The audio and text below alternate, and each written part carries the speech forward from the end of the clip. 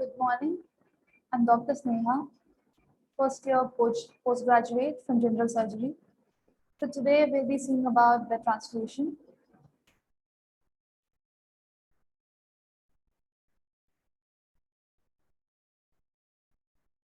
So the outline would be introduction, indications for blood transfusion, types of blood transfusion, donation and collection, and administration of blood. So blood is a familiar red fluid in the body that contains white blood cells, red blood cells, platelets, proteins, and other elements. So each part of blood has special functions and can be separated from each other. So the blood components would be whole blood, packed cell, platelets, fresh frozen plasma, cryoprecipitate, protein solution, factor concentrate, and granulocyte concentration. So blood transfusion is the injection of a volume of blood obtained from the healthy person, that is a donor, into the circulation of the patient, that is the recipient, whose blood is deficit in quantity or in quality. So the donated blood is usually subjected to processing after it is collected, and it is separated into blood components by centrifugation.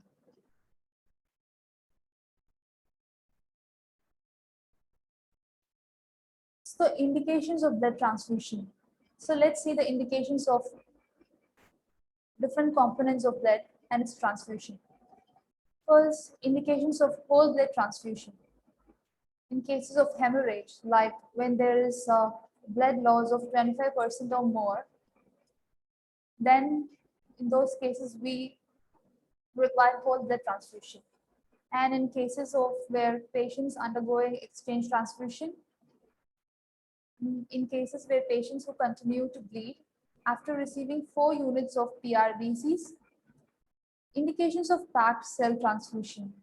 The blood is centrifuged at 3000 REVs per minute and the supernatant plasma is removed. So 1 unit of packed cell increases the level of the hemoglobin by 1 gram per deciliter and it increases the hematocrit by 3%. So packed red cells are used when the whole blood may cause overload to the circulation, like in cases where there's symptomatic chronic anemia without hemorrhage, in acute sickle cell crisis, in cardiac failure, and in blood loss where there's 30% of or more of blood loss, and also in perioperative anemia. So the indications of platelet-rich plasma.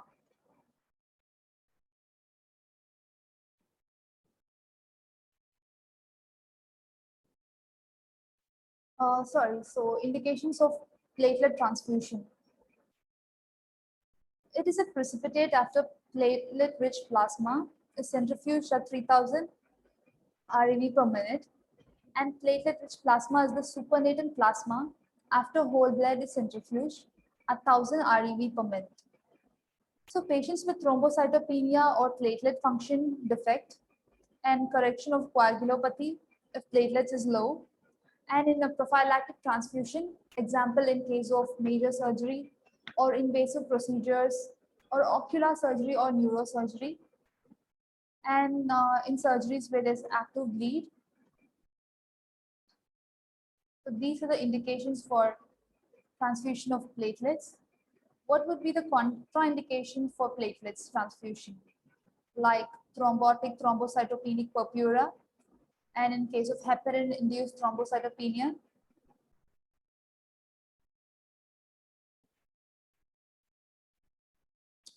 So moving on to the indication of fresh frozen plasma. It is a supernatant liquid portion when fresh blood is centrifuged at 3000 ReVs per minute. The supernatant liquid rapidly frozen by immersion in a mixture of carbon dioxide, ethyl alcohol within 8 hours of collection. So this fresh frozen plasma is indicated only when their other means of correction of the deficiencies are not available. So the indications of transfusion of fresh frozen plasma would be cases where there's deficiency of coagulation factors or inhibitors of coagulation,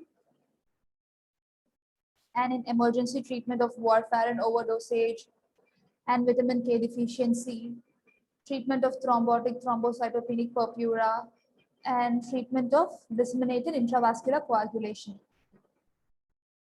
So moving on to the next slide. The indications of transfusion of cryoprecipitate. It is a precipitate when the fresh frozen plasma is allowed at, to thaw at 4 degrees Celsius and the supernatant plasma is removed. So this is rich in factor 8 and von Willebrand's factor, etc. So this is indicated in the following conditions like hemophilia, von Willebrand's disease, disseminated intravascular coagulation, hepatic failure, and in surgical bleeding, and also in congenital fibrinogen deficiency. So the indications for transfusion of protein solution.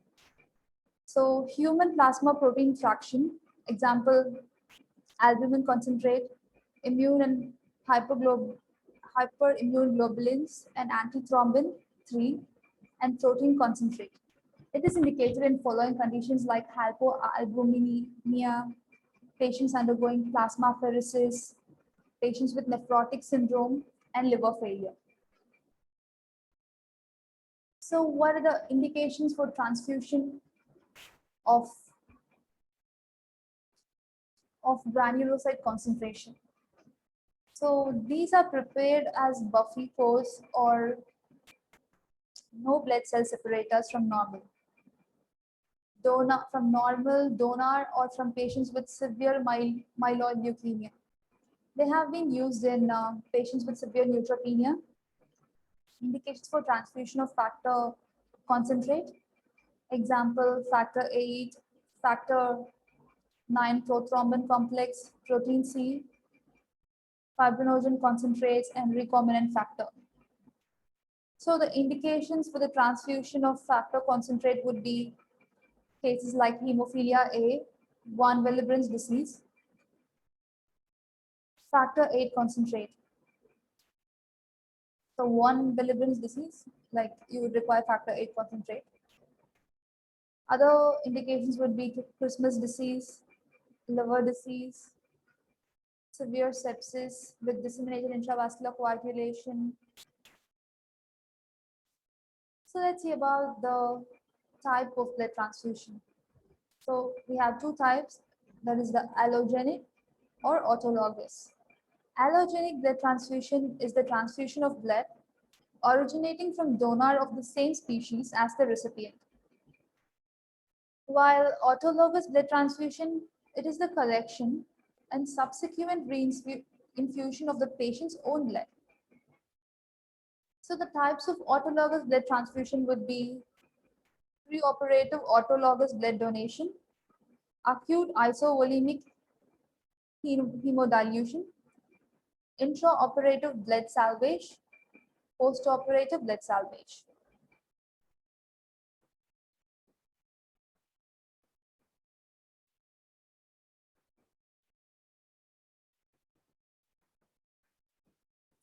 So the donation and collection.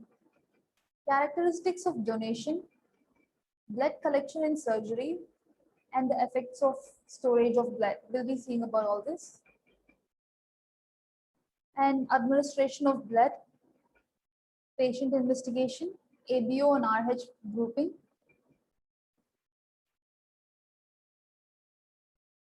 So blood donation. In case of blood donation, there should be voluntary activity, whole blood, specific components should be looked for, and donor selections. Donors should be between 18 to 65 years and they should be over 51 kgs in weight. And the fitness criteria would be hemoglobin not less than 12 gram per deciliter, no major operation in last 6 months,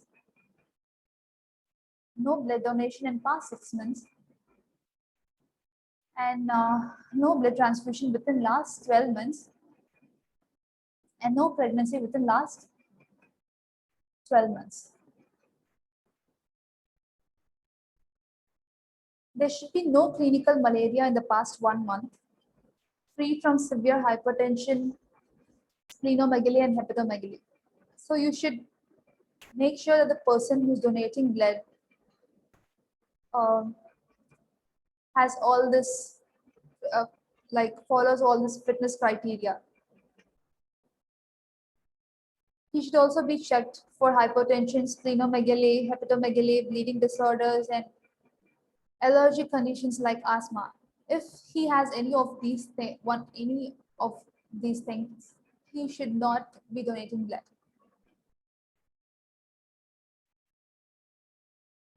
So free of history and clinical.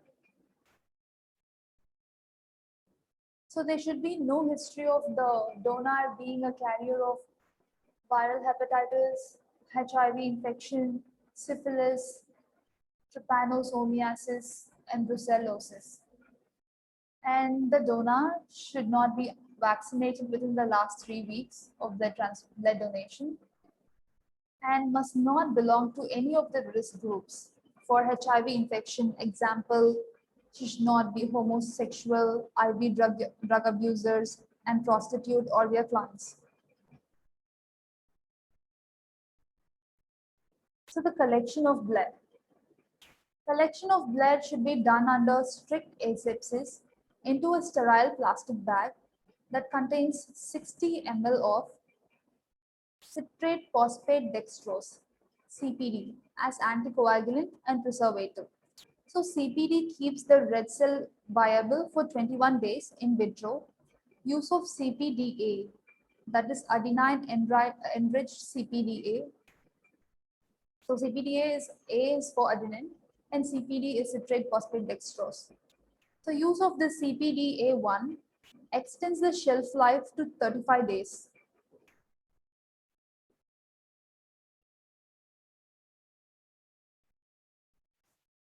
So it is collected in a glass bottle. The plastic bag is labeled and stored as early as possible in a special bank refrigerator at 2 to 6 degrees Celsius. Afterwards, the FFG tests are done on donor blood and collected into separate containers. ABO and RH grouping, serological tests for syphilis, HPSAG, HTLV1, and HIV, and hepatitis B, core antibody, thick and thin film of malaria parasite. So this is the way that the blood collection from the donor should be made. Assemble the equipments first and then perform the hand hygiene and then identify and prepare the donor. Ask the donor to state his full name, label blood collection bag and test tubes. Ensure that the blood collection bag is of the correct type and the labels on the blood collection bag and the satellite bag and the sample tubes and donor tubes have the correct patient's name and number. And then palpate the area, locate a vein of good size and it is visible, straight and clear. And then the vein should be visible without applying the tourniquet. Later, you can apply the tourniquet and the blood pressure cuff should be inflated to 40 to 60 mmHg. Ask the donor to form a fist so that the veins are more prominent. Put on well-fitting non-sterile glove. So these are the basic things which is supposed to be done before blood is being collected. And then perform venipuncture, keep monitoring the patient, Look for changes in the blood flow that may indicate the needle has moved into the vein and needs to be repositioned. Mix the collected blood gently with the anticoagulant, and then care. This is something which you should do for the donor after the donation. Like, ask the donor to remain in the chair and relax for a few minutes after the donation is done. Inspect the site of blood. If it is not bleeding, apply a bandage to the site. If it is bleeding, apply further pressure. Before the donor leaves the donation room, ensure that the person can stand up without dizziness and without drop in blood pressure. Offer the donor refreshments. Ensure the blood unit and the sample. And also ensure that the blood unit and the samples are stored and delivered appropriately. So the effects of storage of blood. So fresh blood, it is the blood used within 3 hours of collection, and it has all its constituents preserved, like platelets, leukocytes, factor 5, factor 8, and all are active. However, when the blood is stored at 2 to 6 degrees Celsius, the changes can occur within time. For example, in red cells, they swell by about 20% and lose the potassium gradually to the plasma, and the ATP and 2,3 DPG fall. It is diminished viability of cells. About 1% of cells are lost for every day of storage.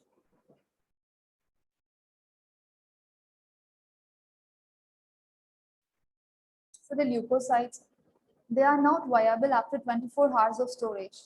Even fresh leukocytes survive only for 30 to 90 minutes after the blood is stored. So the platelets, there are no viable platelets after 24 hours of storage of blood, although non-viable remains for 2 weeks. So moving on to electrolytes, potassium diffuses out of the cell and the plasma potassium rises at the rate of 1 millimole per day. Sodium concentration of the plasma is increased because of the sodium citrate in the CPD anticoagulant, and calcium. There is no ionized calcium because ionized calcium displaces the sodium in disodium citrate, forming an unionized calcium citrate. So looking at the clotting factors, factor 5 and factor 8 declines rapidly, while factor 7 declines only after 14 days. Factor 9 declines rapidly after 7 days, and there is no activity after 14 days. Factor 10 loses its activity after 7 days. Fibrinogen and factor 11 are stable for around 21 days. So the pH, lactic concentration rises from continuing red cell glycosis. pH falls from 7.2 at the time of collection to about 6.8 at 20th day. Plasma Hb level rises during storage due to leakage from the cells. Ammonia concentration also rises. Administration, for example, we should look at patients' investigations like ABO grouping, RH grouping for the presence of D antigen positive in 95% Africans, like 95% of the Africans, there's presence of D antigen. So we should look for that. And those without the D antigen may develop antibodies to it if they are transfused with D positive blood or carry the D positive fetus.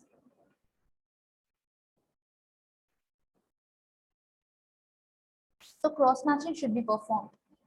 That is, ABO and RH compatible blood should always be cross-matched with the recipient serum before use to avoid serious adverse antigen antibody reaction of incompatibility.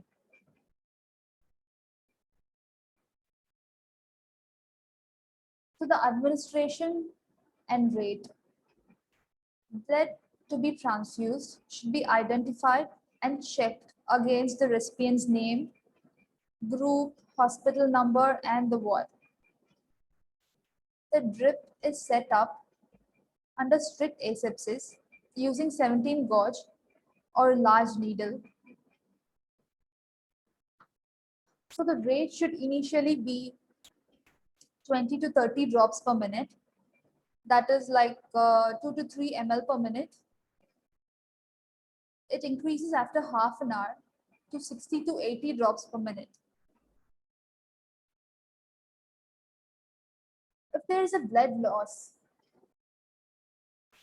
the rate of transfusion should be rapid, squeezing the bag containing the blood if necessary. And in elderly and in very young, the rate should be slow at around 40 drops or less per minute.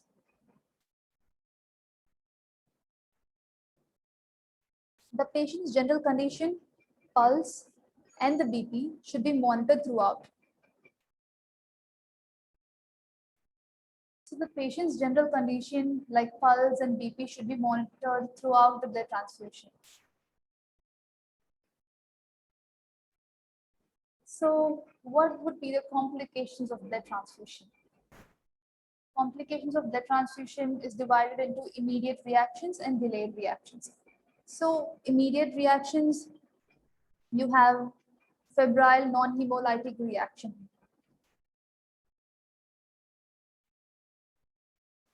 Febrile non-hemolytic reaction, the definition is incompatibility between antigen on the WBC and the antibodies in the recipient plasma, causes previous transfusion or pregnancies, endotoxins or pyrogens in the blood in the transfusion set or blood. Features rigors and fever, nausea and vomiting, management, temporary stoppage of transfusion. If severe, it is investigated to exclude a hemolytic reaction, septicemia, or malaria.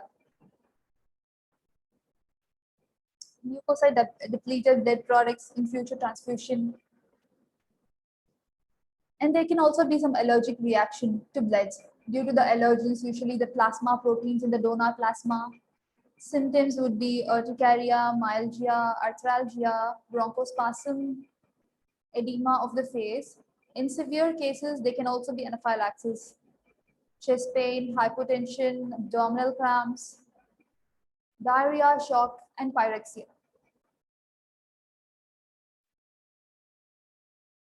So these reactions are mediated by histamine and leukotrienes. Management, transfusion interrupted, antihistamine should be given, corticosteroids should be given, and IV adrenaline can be given in case of anaphylaxis. So hemolytic reactions. So hemolysis of donor cells if there are antibodies to them in the recipient plasma.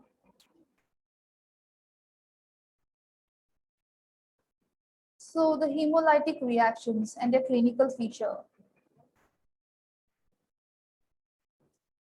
Clinical features would be sensation of heat and pain along the vein, headache, rigor, fever, dyspnea, pain in the loin, shock, hemoglobinuria, jaundice, hypotension, oliguria to anuria.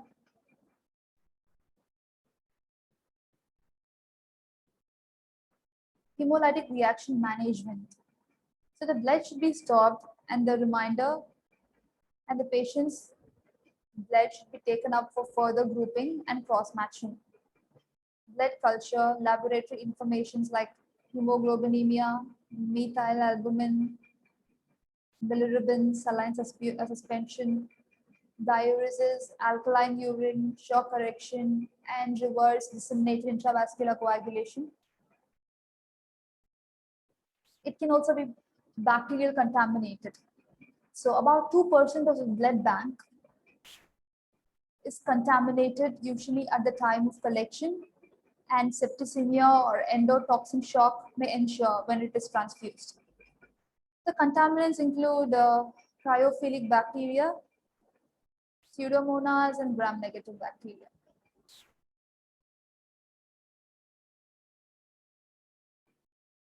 So how will the symptoms in case of bacterial contamination be?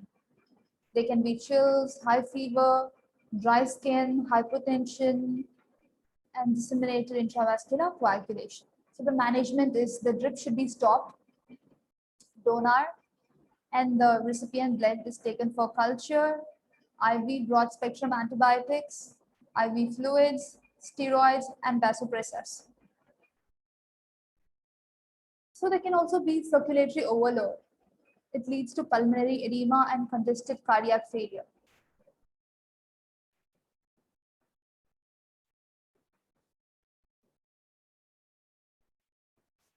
So the symptoms, like it would be dyspnea, orthopnea, cough, cyanosis, frothy sputum, raised JVP, rails, rapid and weak pulse.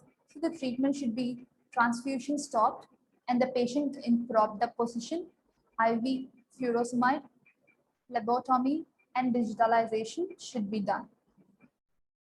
In case of cardiac arrest during blood transfusion, it is more likely to occur in massive transfusion. Cold blood transfused rapidly may cool the heart and precipitate the cardiac arrhythmias.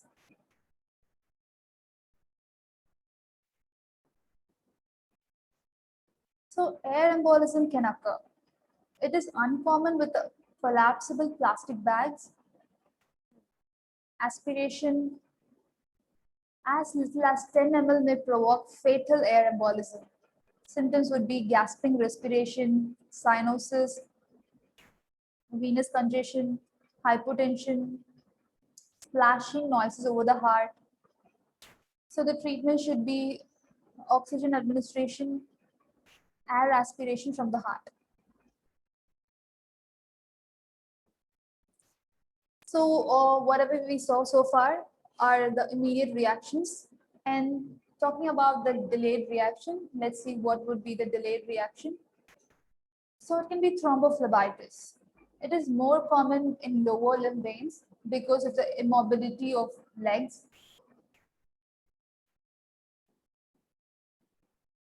And the clinical features would be pain, redness, tenderness, and later thickening of the vein, pyrexia. So again, the treatment would be analgesics, send the blood for culture and sensitivity.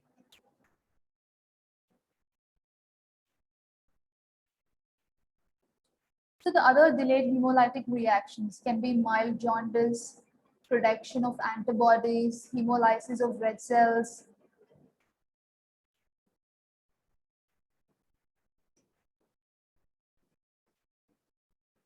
So post-transfusion thrombocytopenic purpura is also a side effect of delayed reaction in case of blood transfusion.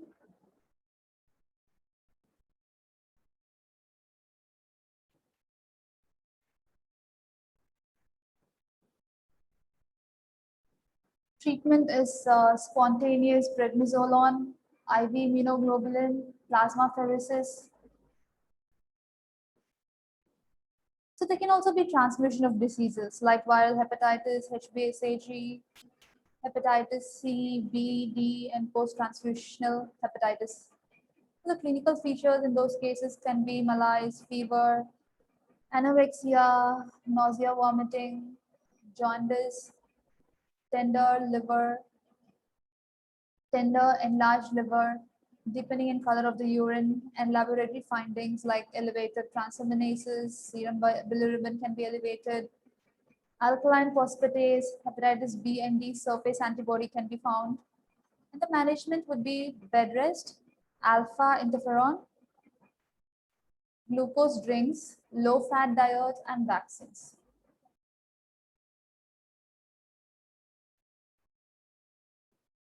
For example, if malaria is contaminated, like the patient gets malaria with the blood transfusion, the treatment should be chloroquine. And patient can also get syphilis, can be only transmitted in blood, which is used before 48 hours, as the spirochetes dies within 48 hours of storage. And in case of cytomegalovirus, infection. The features resemble those of a viral hepatitis, and it is likely that some recipients who develop jaundice after transfusion are in fact victims of this disease.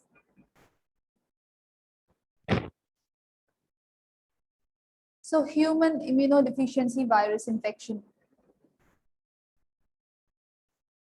Contaminants of blood and blood products. Other diseases include trypanosomiasis, toxoplasmosis, brucellosis, and infectious mononucleosis.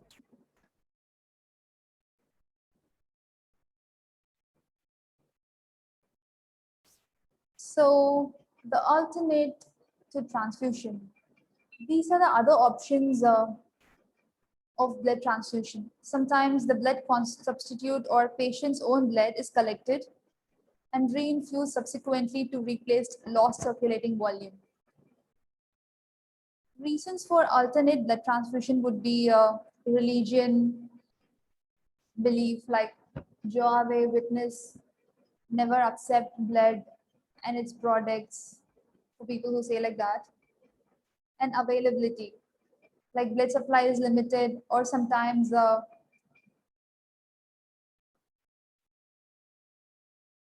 is absent, mainly because of the absence of the healthy volunteer donors. And to avoid complications of transmission of diseases such as HIV, viral hepatitis, immunological complications of homologous transfusion such as alloimmunization and transfusion reactions. So there are these are the techniques and methods for alternatives to blood transfusion. Autologous blood transfusion, blood substitutes like plasma substitute, RBC substitute.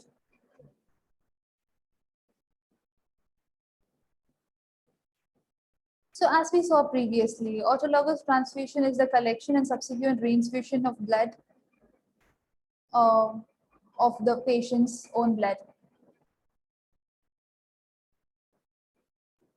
The types of autologous blood transfusion, we already saw that. So the types are explained here in detail. So this can be, you'll just have to have some, it's more than enough if you'll remember the names of the types of the different transfusion.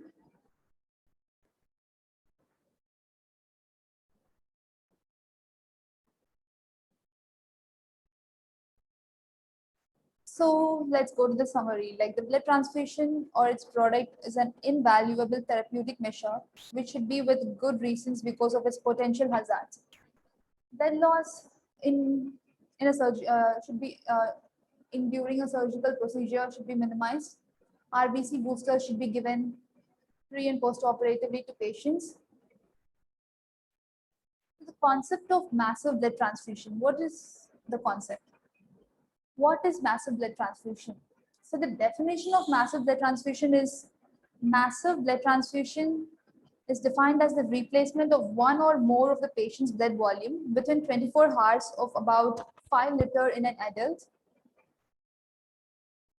So the indications would be patients undergoing exchange transfusions in order to restore blood volume in cases where there's sudden loss of more than 25% of the total blood volume, trauma, cardiovascular injuries such as cardiac bypass and valve replacements, spinal surgery, hepatic surgery, including transplants, obstetric surgeries.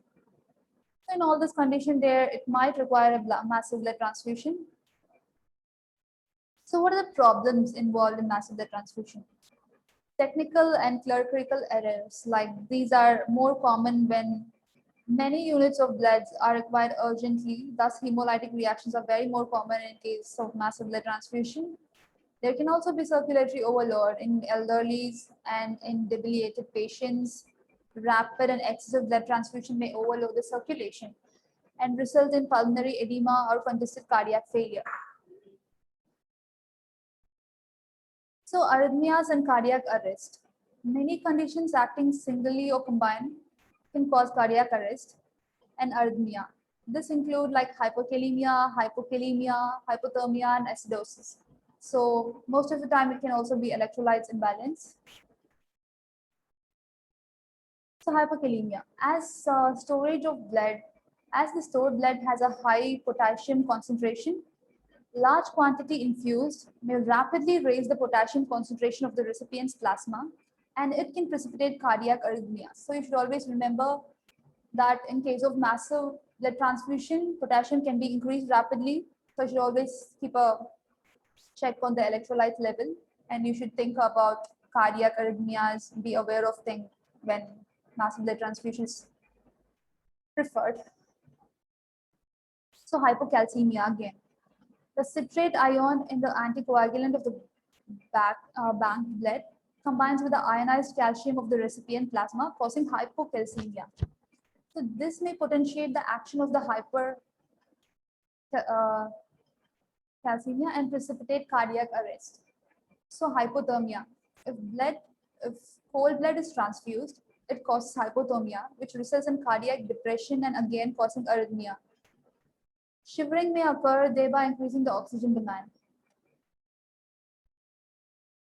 So acidosis. This can result from excessive citrate ions in the anticoagulant solution and the production of lactic acid by the red cells. So the pH of the blood falls from about 7.2 to about 6.6.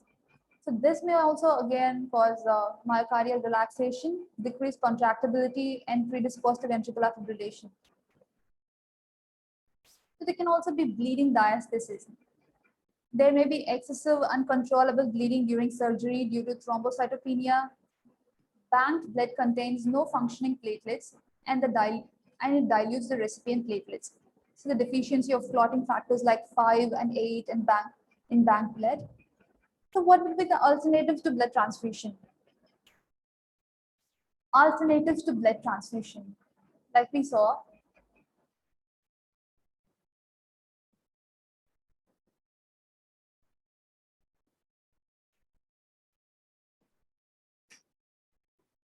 the patient's own blood can be collected and can be infused. So that is an alternate.